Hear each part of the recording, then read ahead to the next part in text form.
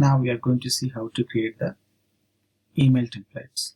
So for that, click on this settings icon, click on setup. So if you come down, you can see the email over here. Click on this arrow. There you can see classic email templates. Click on that. Now click on new template. There you can see how many templates we got. We have 4 types of templates. The plain text is compatible with all email clients but does not support colored text or graphics. HTML with letterhead supports fonts, images, and use a standard letterhead. The custom provides full HTML support without the letterhead. And the last one, Visualforce, uses Apex code to generate content.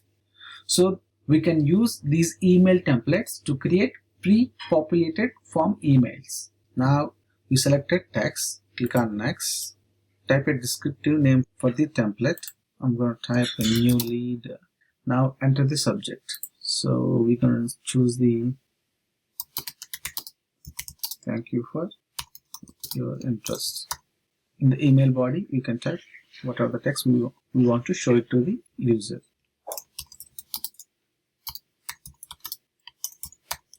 Thank you for your interest in, just mention something like Geo. It says representative will be in touch with you shortly.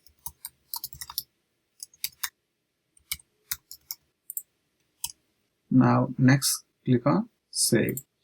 So that's the way we can create a custom email template.